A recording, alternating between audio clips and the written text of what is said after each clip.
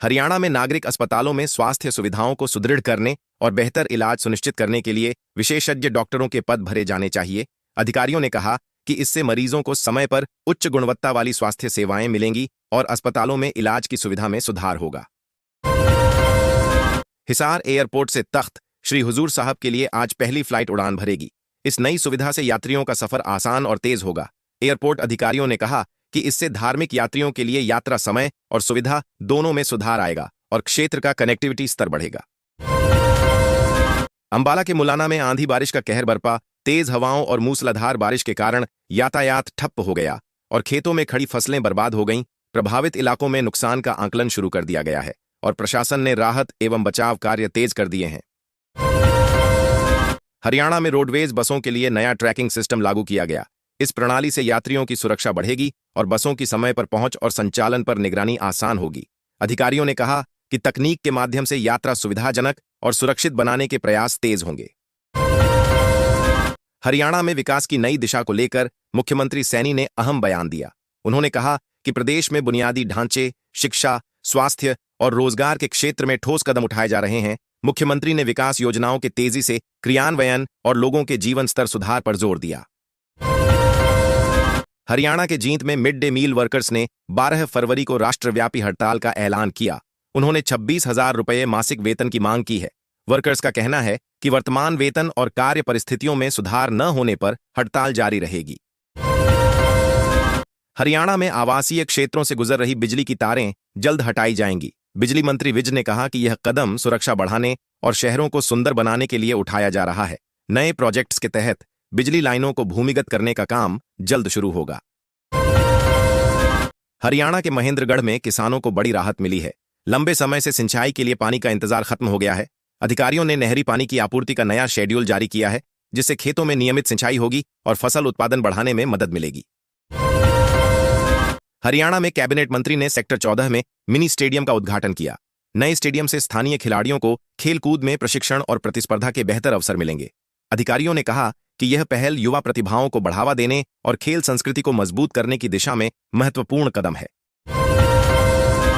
हरियाणा के अंबाला में पिछड़े वर्ग की महिला मेयर बनेंगी। वहीं पंचकूला और सोनीपत में मेयर पद के लिए चुनाव ओपन रहेगा।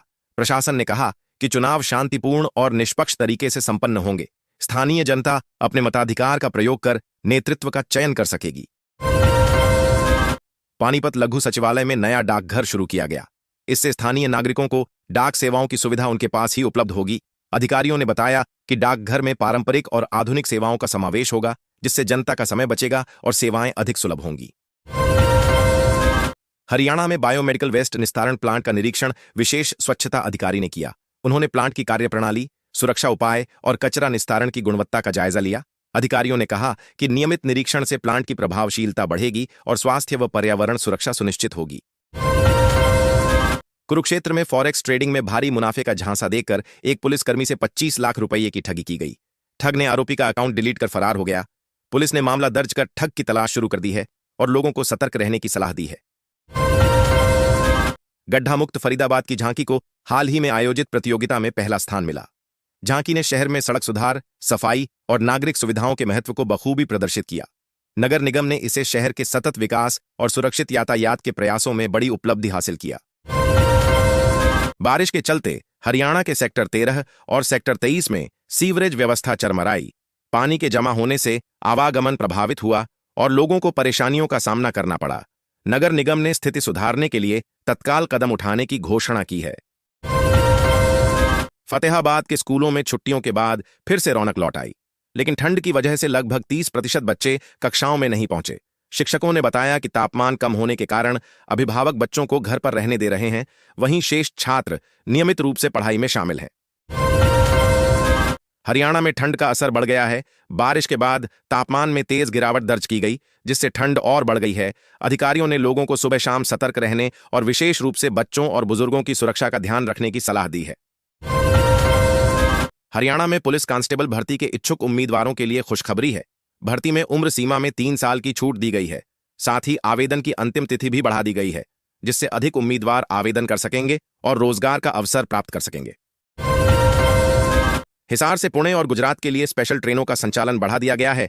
रेलवे अधिकारियों के अनुसार यह कदम त्योहारों और बढ़ती यात्री मांग को ध्यान में रखकर उठाया गया है। यात्रियों को सुरक्षित और समय पर यात्रा सुनिश्चित करने के लिए अतिरिक्त सुविधाएं भी उपलब्ध कराई गई हैं। हरियाणा में दूषित पेयजल की समस्या को लेकर ग्रामीणों ने जल घर पर ताला लगाने की चेतावनी दी है। लोगों का कहना है कि लंबे समय से पीने के पानी की गुणवत्ताहीन स्थिति बनी हुई है। प्रशासन ने जल्द समाधान और पानी की शुद्ध आपूर्ति सुनिश्चित करने के लिए कदम उठाने का आश्वासन दिया है।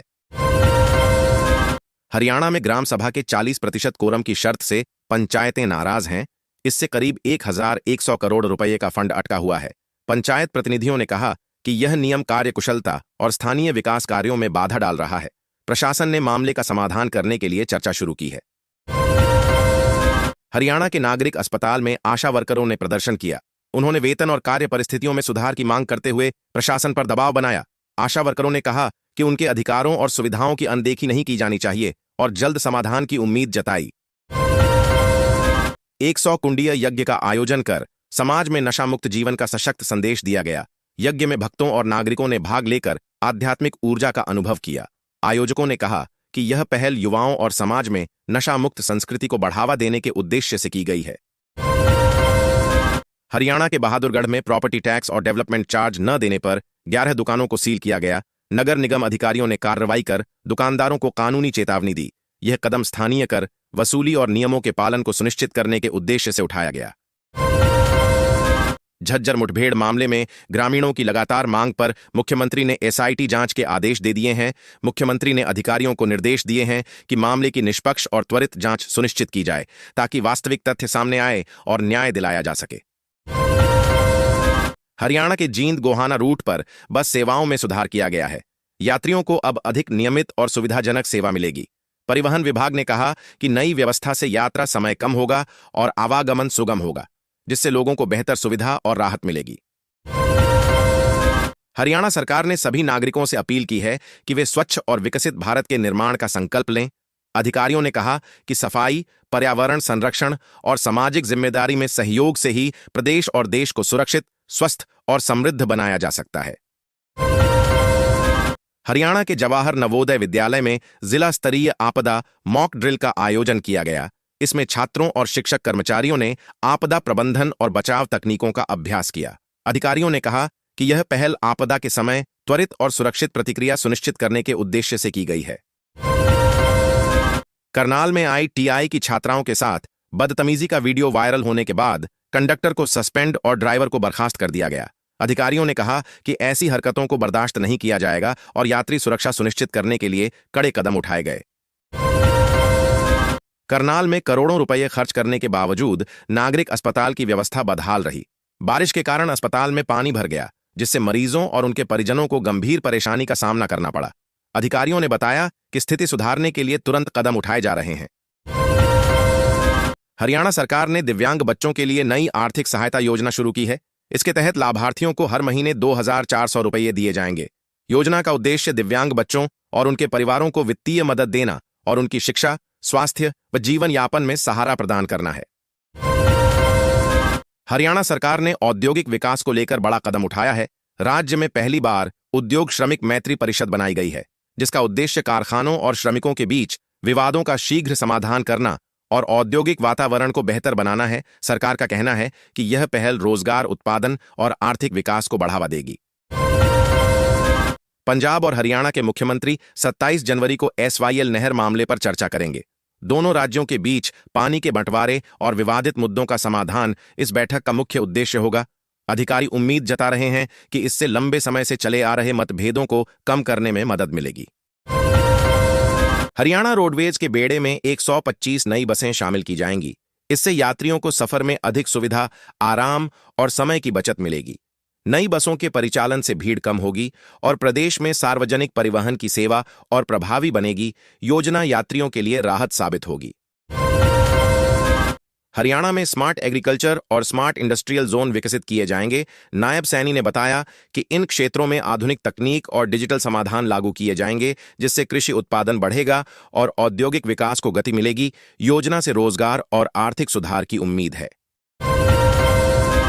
हरियाणा में टेक्सटाइल इंडस्ट्री की हालत को लेकर राहुल गांधी ने केंद्र सरकार पर हमला बोला। उन्होंने कहा कि 50% टैरिफ और रोजगार पर संकट के कारण कई फैक्ट्रियां बंद हो गई हैं। इसके चलते मजदूरों और उद्योगपतियों दोनों को गंभीर नुकसान हुआ है। राहुल ने सरकार से तुरंत कदम उठाने की मांग की। पंजाब में हरियाणा के मुख्यमंत्री ने कहा कि सतगुरु राम सिंह की शिक्षाएं आज भी मार्गदर्शक हैं। उन्होंने समाज में नैतिकता, सेवा और आध्यात्मिक मूल्यों को बढ़ावा देने के महत्व पर जोर दिया और इन सिद्धांतों को जीवन में अपनाने की प्रेरणा दी। फतेहाबाद में हरियाणा रोडवेज ने 31 अप्रेंटिस पदों के लिए आवेदन आमंत्रित किए हैं। इच्छुक उम्मीदवार निर्धारित योग्यता और आयु सीमा के अनुसार आवेदन कर सकते हैं। चयन प्रक्रिया में शॉर्टलिस्टिंग और प्रशिक्षण शामिल होगा, जिससे अप्रेंटिसों को रोजगार और कौशल विकास का अवसर मिलेगा। सोनीपत में पंडित लक्ष्मीचंद ने लोक काव्य के माध्यम से हरियाणवी संस्कृति को नई पहचान दी। उनके योगदान से क्षेत्रीय गीत, कहानियां और सांस्कृतिक धरोहर अब व्यापक रूप से लोकप्रिय हुई हैं। उन्होंने परंपरागत लोक कला को आधुनिक संदर्भ में जीवंत रखा। रोहतक रॉयल्स ने कबड्डी चैंपियंस लीग से पहले बड़ा बदलाव किया है। टीम ने संदीप नरवाल को नया कप्तान नियुक्त किया है। इससे टीम की रणनीति और प्रदर्शन को मजबूती मिलने की उम्मीद है और खिलाड़ी नए उत्साह के साथ आगामी मुकाबलों में उतरेंगे। हरियाणा के रोहतक रेलवे स्टेशन पर यात्रियों की सुरक्षा को मजबूत करने के लिए मार्च तक 70 नए सीसीटीवी लगाए जाएंगे। इससे स्टेशन पर निगरानी बढ़ेगी और अपराध या असुरक्षित गतिविधियों पर तुरंत नियंत्रण रखा जा सकेगा। अधिकारियों ने कहा कि यह कदम यात्रियों की सुरक्षा और सुविधा सुनिश्चित करने के उद्देश्य से उठाया गया है। हरियाणा में नायब सिंह सैनी ने कहा कि राज्य का बजट हर नागरिक के जीवन में विश्वास और उम्मीद की मुस्कान लाएगा। उन्होंने बताया कि बजट में विकास, शिक्षा, स्वास्थ्य और सामाजिक कल्याण के लिए महत्वपूर्ण प्रावधान किए गए हैं। इसका उद्देश्य आम लोगों की जीवन गुणवत्ता सुधारना है। हरियाणा के हांसी में किसानों ने हाईटेंशन लाइनों से फसलें प्रभावित होने पर मुआवजे की मांग को लेकर प्रदर्शन किया। उन्होंने प्रशासन से तुरंत राहत देने और नुकसान का उचित मुआवजा दिलाने की अपील की। प्रदर्शन में किसानों ने अपने हक के लिए जोरदार आवाज उठाई। हरियाणा में महिला अपराधों में 16.26% की गिरावट दर्ज की गई है। अधिकारियों का कहना है कि यह पुलिस की सक्रिय रणनीति और सुरक्षात्मक उपायों की सफलता को दर्शाता है। पुलिस की सतर्कता और संवेदनशील अभियान के चलते महिलाओं की सुरक्षा में सुधार हुआ है। जमीन रजिस्ट्री में फर्जीवाड़े पर रोक लगाने के लिए सरकार ने बड़ा कदम उठाया है। 1 फरवरी से जमीन रजिस्ट्री के नियमों में बदलाव लागू होंगे। नई व्यवस्था से पारदर्शिता बढ़ेगी और धोखाधड़ी पर लगाम लगेगी।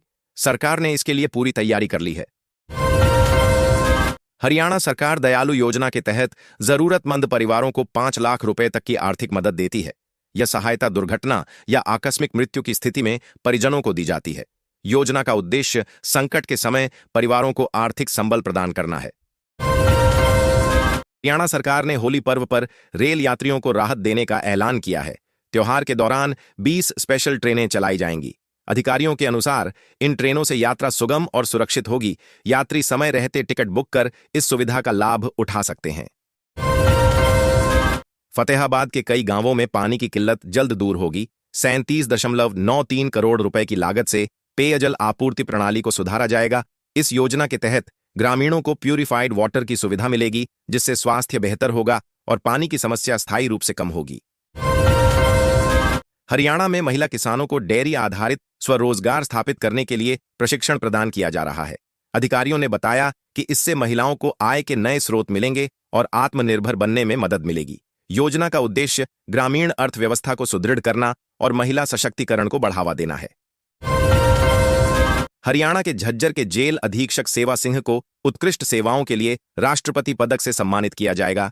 इस पुरस्कार ने उनकी निष्ठा और योगदान को राष्ट्रीय स्तर पर मान्यता दी है।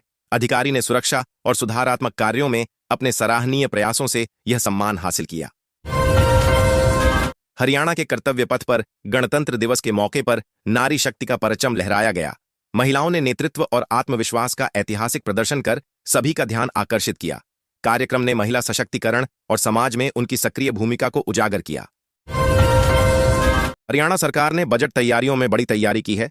इस बार बजट निर्माण में AI का इस्तेमाल किया जाएगा। इससे राजस्व व्यय और विकास परियोजनाओं के आंकड़ों का विश्लेषण तेजी और सटीकता के साथ किया जा सकेगा, जिससे आर्थिक योजना और नीति निर्धारण और प्रभावी बनेगा।